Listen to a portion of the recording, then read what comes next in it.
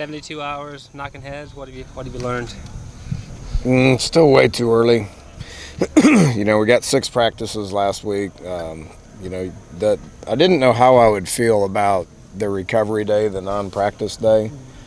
I understand why the NFL does it now. I thought it was really good for coaches. I thought it was really good for players, just to rest up and just get their legs underneath them. I think they got a little pop in there right now just because they've been rested up for about 48 hours. We went Friday morning because of weather in the afternoon, and so brought them back and recovered them Friday night, and then basically Saturday was a off day with treatments and recovery, and we fed them real good, got them some per diem, let them go home and go out to eat whatever they wanted to do with it. So seemed to be in a good place today. I liked that aspect of it, but it did give our coaches an opportunity to really catch up on film and evaluate everybody.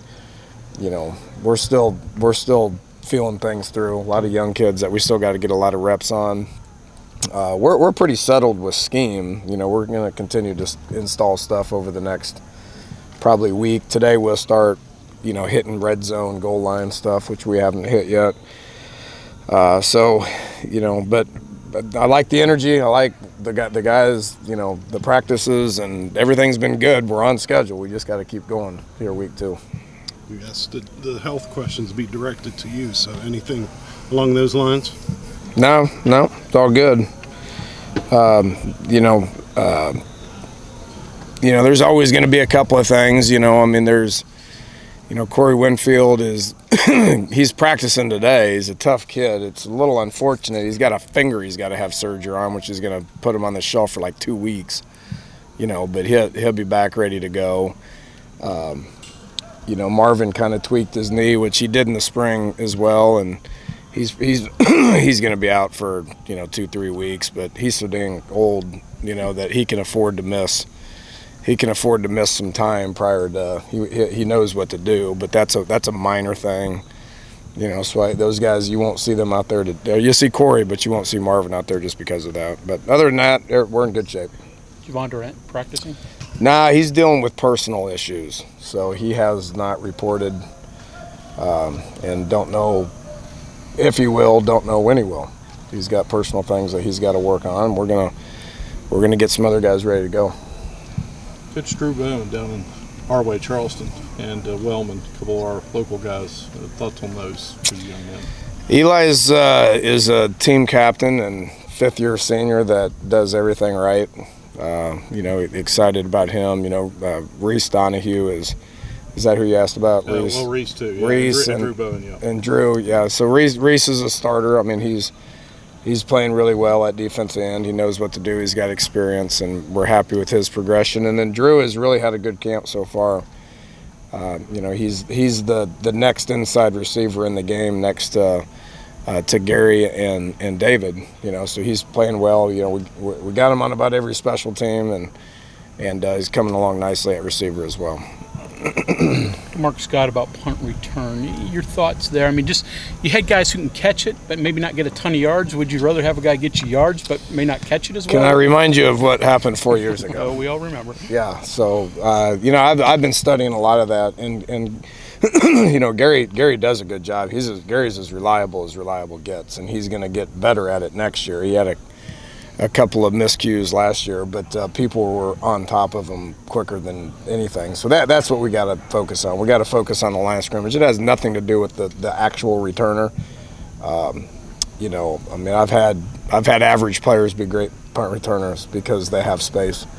Our front line is not very good, so we're really focusing on the details of rushing the punt and making those guys retreat, and then the technique of holding those guys up on the line of scrimmage. That's what we got to get better at. It's not Gary. It's what's going on in front of him. I'm trying to build that. You talked about that you like your depth and that there's less gap between the first and second teamers. Given your preference for special teams, would you rather have some of those backup guys as the primary role guys on punt return, kickoff return, things like that? Yeah. The thing I've told these guys with special teams that we're going to focus on, everybody's going to be a part of it. I don't care who you are, you're gonna be a part of it. Now, we don't want Al Benton starting on 4 special teams. we don't want starters having that. We want starters to focus on one and potentially two, just based on who that is and what we need them to do. But they're going to do something, and they're going to take ownership in it. For instance, Eli and Al, two of our fifth-year senior captain guys that start, I mean, they're like, we got to get this kickoff return thing right, so they're focusing on kickoff return. That's just one example, and then on top of that, you're going to have another 25, 30 guys that are second team guys or even third team guys that they need to be on as many of them as they possibly can, and we need to develop competition to be able to be on those units, and we have. Can you give an update on your quarterbacks, Will and Chugs? Both doing good. Will gets better every day just by the familiarity with what we're doing with him and Jake working together. The timing I see with our top four receivers right now, with Karan and Marcus on the outside and Gary and David on the inside, I see improving every single day. We need to continue to develop backups at receiver. I haven't been thrilled with that right now. Chugs has been good too. Usually this time of the camp or spring, after 6, 7, 8 practices, Chugs' his arm falls off. Mm-hmm. He's so much with his arm that his arm tends to get wore out. Well, we got 3 other quarterbacks that are helping out with that right now, with Israel, with Jack, and there's another young man out here that just joined us that takes a lot of the throws off at Chugs, so he looks really good at this point. Who's that just joined? Jake something or other. Okay. I know names once they make a play. He's a walk-on from Florida. He just got here. Dan, you want to use the more this year and play him more often? We don't have many. We have one. Yeah.